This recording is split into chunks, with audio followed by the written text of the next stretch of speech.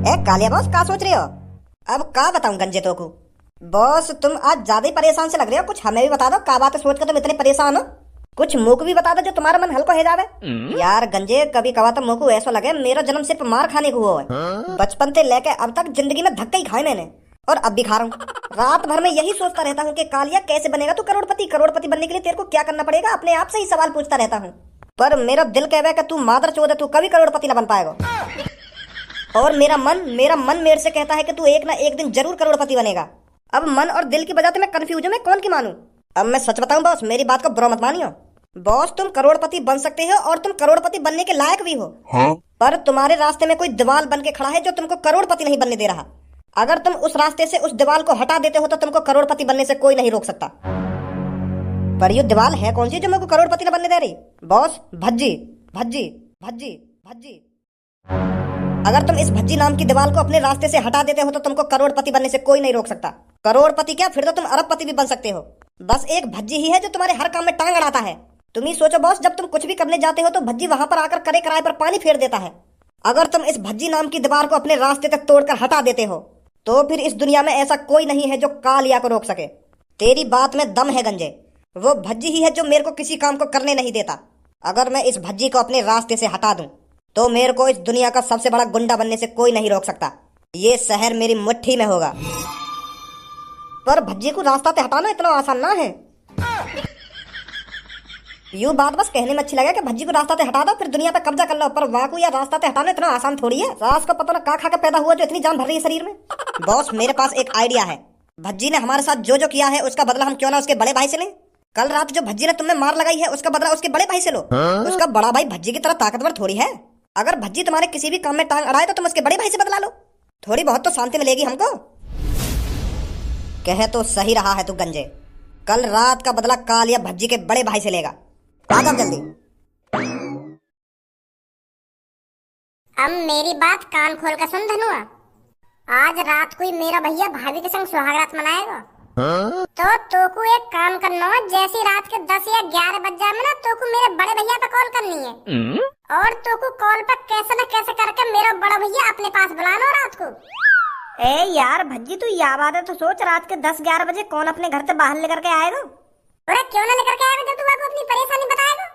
अब खामोखा भी कोई अपने घर से बाहर थोड़े लेकर आएगा। जब तू वाको बताएगा कि मैं मुसीबत में हूँ, मैं यहाँ फंस गया हूँ, मेरे को बचा ले भैया आके, तब आएगा बाहर लेकर के वो। नहीं अपनी सुहागरात छोड़ो, कौन अपने घर से बाहर लेकर आएगा खामोखा की। तू वहाँ पे कॉल करियो और बात कहियो कि मैं भज्जी का दोस्त बोल रहा हूँ और मैं ऐसे ऐसे कई मुसीबत में फंस गया हूँ, तुम जल्दी आ जाओ यहाँ पे। कोई बहाना बना दियो और जैसे मेरा भैया तेरे पास आ जाता फिर वहाँ को कहीं ना कहीं बहाने से रोक रखिए वहाँ पे, जब तक मैं सुहागरात न मना लूं, ठीक है? हाँ या ना, कुछ तो बोल, ऐसा भंगला तो देख रहा मेरी तरफ। हाँ ठीक है ठीक है। तुम दोनों यहाँ पे? ए यू सास को फिर न मारने लगे हमको, यू वैसे कल रात तक खुंस खाए बैठो हमते। तुम दोनों की हिम्मत कैसे है दोबारा मेरे सामने आके खड़े रहने की? मोकू तो ऐसा लग रहा है तुम दोनों का काल आ गया और मेरे पास दोबारा खींच के ले आए तुम्हारी थूत छतवाने को। ना धनुआ, ऐसी कोई बात ना है।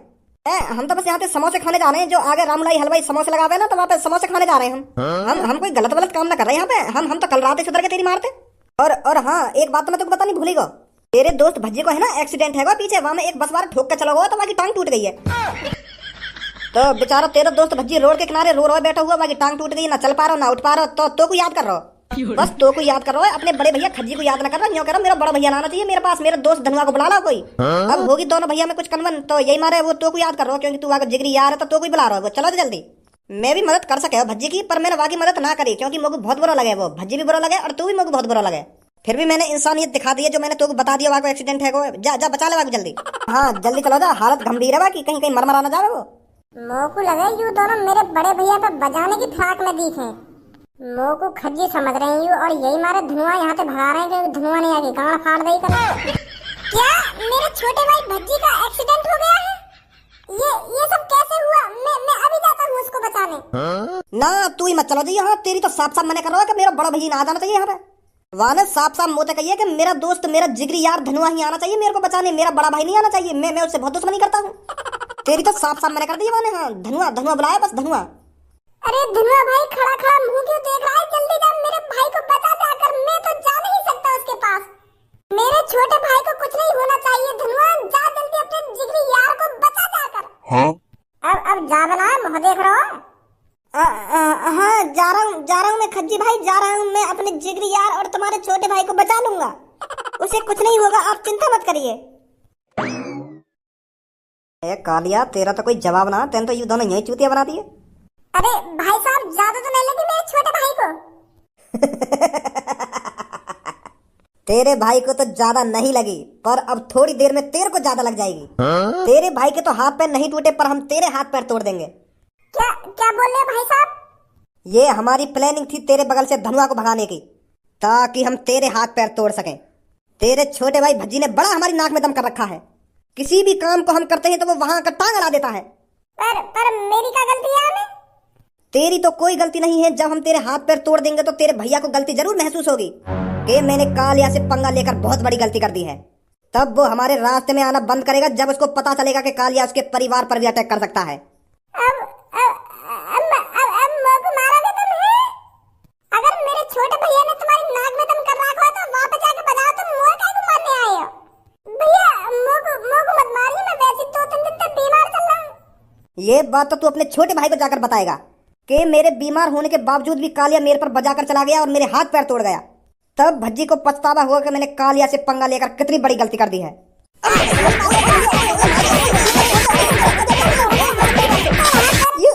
ये तो नामुमकिन यह तरीका से तो भज्जी मार लगा रहे हमने। पर तो मैं इतनी ताकत कैसे आ गई? मां भर चोद, क्योंकि मैं खज्जी ना हूँ, भज्जी हूँ भज्जी। मैंने अपने हेयर स्टाइल चेंज करा ली तो लोग मेरा बड़ा भैया समझ रहे हो। भज्जी हूँ मैं, भज्जी फाड़ दूंगा मादर चोदा। प्लानिंग बनाई जा रही है, प्लानिंग। क्या दिमाग लगा के आए मादर चोद। मेरे बेटे, आज तेरे लिए सबसे बड़ा दिन है। इस दिन के लिए लड़के जन कितनी सालों से इंतजार करते हैं। बहुत से लड़कों का तो इंतजार बहुत ही लंबा हो जाता है और कुछ लड़के तो इंतजार करते करते ही मर जाते हैं। पापा मैं कुछ समझ ना पा रहा, तुम क्या कहना चाह रहे हो? किस चीज के बारे में बात कर रहे हो तुम? अरे मेरे खज्जी बेटे, तू कितना भोला है। तू भूल गया है क्या आज तेरी सुहागरात है?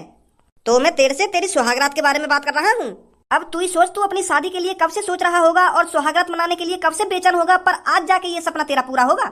हम सोचना है कि यार मेरी शादी कब होगी और कैसी लड़की तो होगी और कब मैं सुहागरात मना पाऊंगा, ऐसा सोचना है जब हमारी शादी ना होगा है।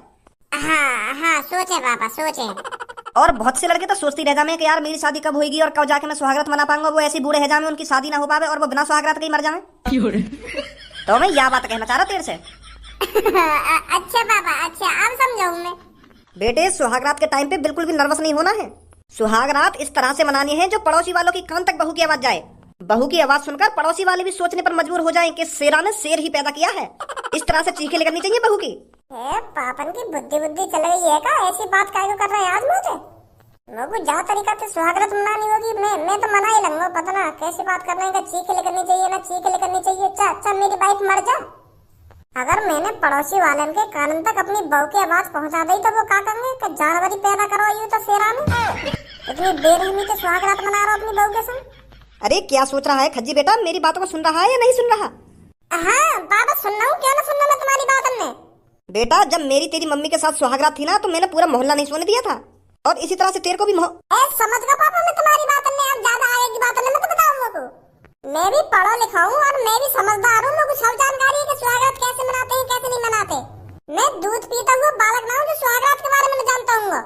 तुम तो पापा ऐसे समझा रहे हो जैसे मैं जंग लड़ने जा रहा हूँ। जंग ही होती है ये एक तरह की, पर ये जो जंग होती है बहुत मीठी वाली होती है। इस जंग को हर एक लड़का लड़ना चाहता है।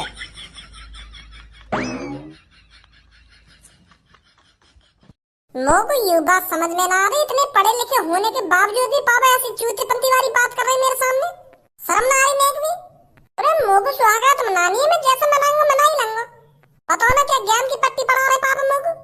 मैं कहा शर्म आनी चाहिए कि मैं अपने लड़का से कैसी बात कर रहा हूँ कैसी बात ना कर रहा हूँ। मैं क्यों ना शर्म आ रही ऐसी बात कहने में मुझे कि ऐसे सुहागरात मनाइए कि वहाँ आवाज पहुँचनी चाहिए ना वहाँ आवाज पहुँचनी चाहिए।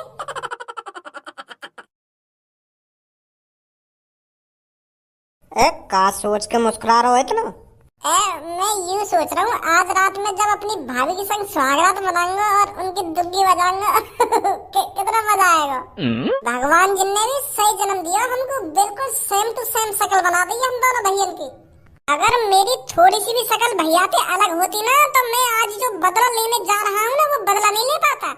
तो फिर मैं कभी भी सुहागरात नहीं मना सकता था अपनी भाभी के संग जो आज मनाऊंगा। शुक्र है भगवान जिनको जो हम दोनों भैया एक जैसी शक्ल के पैदा कर दिए। चल इन सब बातों ने छोड़, यू बता, कंडम ले लियो? ज्यादा अंदर तक मत घुसे कि कंडम ले लियो ना कंडम ले लियो।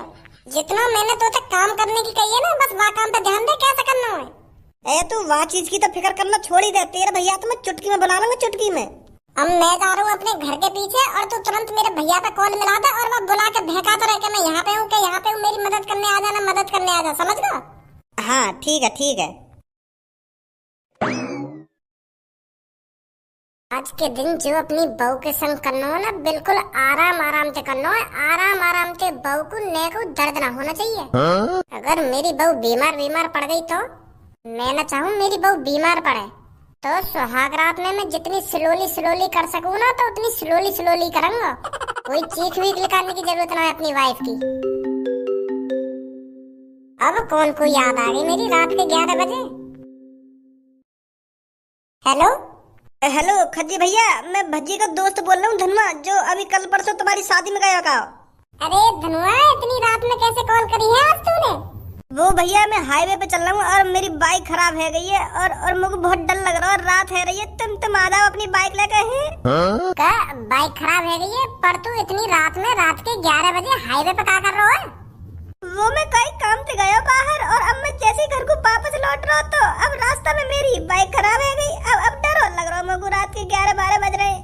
वो यार आज मेरी सुहागरात है और मेरा बहू भी इंतजार कर रही होगी कमरा में। तो तू एक काम कर, अपने दोस्त भज्जिया को बुला ले, वहाँ पे कॉल कर, वो आ जाएगा। भज्जी पे ही तो कॉल कर रहा हूँ मैं सबसे पहले, पर वहाँ का फोन स्विच ऑफ जा रहा है। तो पता ही है भैया यहाँ का माहौल कितना बुरा है। मुझे तो डर सा लग रहा है कोई गुंडा आके मुझे किडनैप करके ले जावे। आ जा तुम ही। चल तू चिंता मत कर, मैं आ रहा हूँ बाइक लेकर। हाँ जल्दी आ जा भैया, सिटी से बाहर ही हूँ मैं, हाईवे पे। चिंता मत कर धनुआ, मैं आ गया, घबरा मत, मैं आ गया, बस 2 मिनट में पहुँच रहा हूँ। यार ये सब मेरी सुहागरात वाले दिन ही हो ना। वाह धनुआ वाह, तेरा तो कोई जवाब ना है डायलॉग बनाने में। यूं ही बहला फुसला लिया भज्जी को बड़ा भैया।